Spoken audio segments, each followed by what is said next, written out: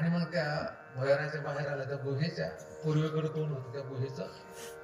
आणि बसला आपला असं पुढचे पाय असे टेकून असं चिंता करीत होते देवाप्पा काही करू दे पण वाघाने येऊ नये आजचे दिवस. चंद्राचा उदय झाला 9:30 वाजलेले चंद्राचा प्रकाश पडलेला असा आणि चंद्राचं ते चांदून याच्या डोळ्यावर पडल्यामुळे याचे डोळे चमकू लागले असे आणि तेवढ्या वाघ आला कोण शिकारी आणि वाघानं माझ्यानं वाघाला पाहिल्यावरती बस आता याचं काही राहिलंच नाही. समजा काय राहिलं खरं सांगा तुम्ही आता तुम्हाला विसरलो काय राहिलं की किती जोरानं पळायला समजा वाघ फार 4-5 चालू फलंदी म्हणजे त्याला धरेल. यानं एक विचार केला आता आपण मेलेलो आहे ते 100% खरं पण जगण्याचा प्रयत्न करू जगलो नाही तर मला कायच ना आपल्याला शिकत. मग वाघानं जेव्हा पाहिलं ते डोळे चमकायला लागले तर वाघाला असं वाटलं बा एवढी वर्ष उलटली आपल्या घराच्या पुढे एवढ्या ऐटीनं बसणारा प्राणी मला वाटतं आपल्यापेक्षा बलवानच असायला पाहिजे. कोणी बसलाच नाही आता पाहिजे आणि ज्या अर्थी बसला याचा अर्थ कसा आहे की एवढ्या डेअरिंगनं बसला म्हणजे त्याच्यात काही धमक असेल तर बसलं तर नाही. आणि म्हणून वाघाने विचार केला रिस्क घेण्यात काही अर्थ नाही जास्त काही आपण रिस्क घेऊ नये.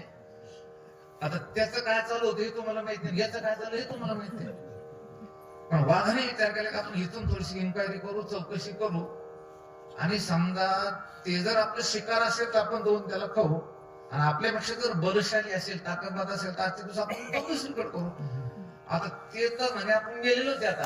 आपला आता काही याच्यात जास्त प्रयत्न करत पण जगण्याचा विचार त्याच्या मनामध्ये आला. वाघ काय म्हणे हराम खोरा तो लाज वाटते का म्हणे माझ्या घराच्या पुढे आतापर्यंत कोणताच प्राणी येऊन बसला नाही एवढ्या आयटीनं बसला कोण आहे म्हणे तू यानं उष्ण अवसान आणलं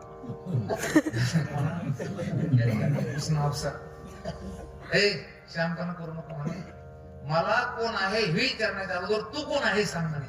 ती येईल की म्हणलं कोणाला वागायला वाघ म्हणे मला वनराज म्हणतात म्हणे वनराज हा म्हणे मला मेषराज म्हणतात म्हणे. अरे त्याला कळालं पण नसेल मेषराज मेष म्हणजे मेंढी आणि मेंढीचा राजा म्हणजे येडके आता कळालं मला काय म्हणतात मेषराज आणि मेषराज म्हणल्याबरोबर वाघाला काही माहित नव्हतं की याडक्याला मेषराज म्हणतात आणि वाघाने पहिल्यांदा शब्द ऐकला मेषराज वाघ म्हणेकडे आता आपल्यापेक्षा नक्की बलवान आहे म्हणूनच एवढा ऐकून बसला आणि आजचे दिवस आपण दुसऱ्याकडे मुक्काम करू आणि म्हणून वाघाला असं वाटतं पुन्हा आपण वापस चालल्यावर पळत येईल म्हणून वाघ पाळायला तेवढ्या त्या कोल्यानं पाहिलं माहित तुला म्हणे वाघच पळून आलं जंगलात कोणताच प्राणी आला